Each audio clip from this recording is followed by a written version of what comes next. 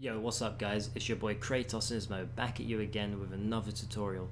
This time this tutorial is actually based on movement. So before we begin, I just want to make it clear that I'm not going to be showing you how to wall bounce from beginner's level to advanced level, because there are already plenty of videos along with tutorials on YouTube that show you how to do that already. So there's no need for me to cover that in this video.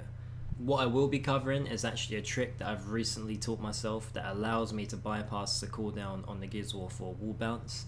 You're probably thinking I sound crazy right now because you've tried this loads of times yourself and you've always been, held back by the fact that the cooldown stops you from reaching your full potential in movement. Of course, this will never be as fast as the Gears of War 3 wall bounce, but this is definitely a start in the right direction to actually help with outplays and wall bounce videos. So getting right into it, I'm going to start off with my settings. The control scheme I'm using is called Alternate, and I've been using Alternate since Gears of War 3. So I've used it all the way from 3 to Gears of War Judgment to Gears of War UE and Gears of War 4. What Alternate does, it actually separates the roadie run and the take cover button. So now the X button becomes evade and roadie run, so that's also your roll button. And the A button is actually now the only button you use to wall bounce. So if there's not a wall or an object or a piece of cover within reach, your character will not actually roll, it will just stay put. So the only time you can take cover is when an object is in reach, which actually helps with wall bouncing quite a lot. So what you're seeing here is actually my own personal twist on the Alternate control scheme. I've actually swapped the LB button with the X button. So now LB actually roadie runs and rolls. The X button is now the new Y button, and on Alternate, the Y button is what usually picks up weapons. So if you're transitioning over from another control scheme like default, it will actually confuse you a lot less when it comes to picking up teammates and weapons. And of course we need attack com, which I've replaced with my Y button, so now when I hold down Y, I can see where teammates are and weapons are on the map. If you're wondering on how to get to this app, you actually go to your My Games and Apps on the Xbox One console, and it should be there, and it's a free app, so if it's not, then you should be able to download it for free.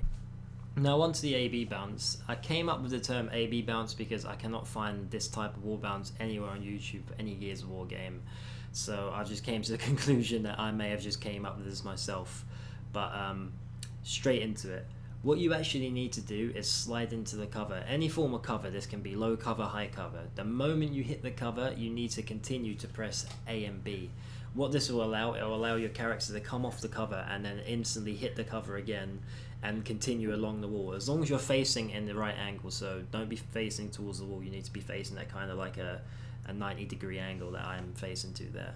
So once you have this down, it should look something like this.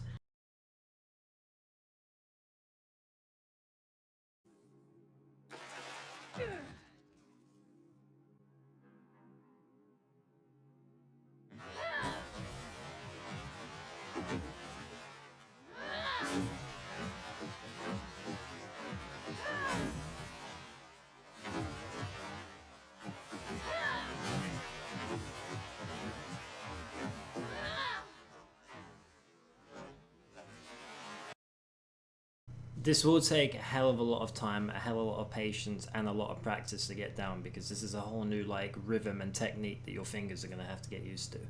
But I promise you, once you get everything down and you're mixing it in with your current movement that you already have, this will be such a deadly technique and people will not see this coming. I can't wait to see future videos, outplays and montages featuring this kind of movement. It's going to be crazy. I feel like a major concern with this is probably people thinking that it's most likely going to get patched within a few days to a week to a few months or maybe a year down the line. If you were to ask me that question, I'd turn around and say no. In my experience with every Gears of War game I've played, and I've played them all since Gears of War 1, they all seem to have this feature where when you press the A and B button at the exact same time, you do get a magnetic pull effect into the wall. So every game, especially up until Gears of War 4, has had this feature. In order for them to change this, they would have to remove some kind of core mechanics from the game. And of course they're not going to do that, because by doing that they're going to ruin the core mechanics of Gears of War, which is what makes Gears of War, the crazy wall bounce mechanics that it has. So they're never actually going to be able to patch the wall bounce unless they make the movements similar to Gears of War Ultimate Editions or Gears of War 1s.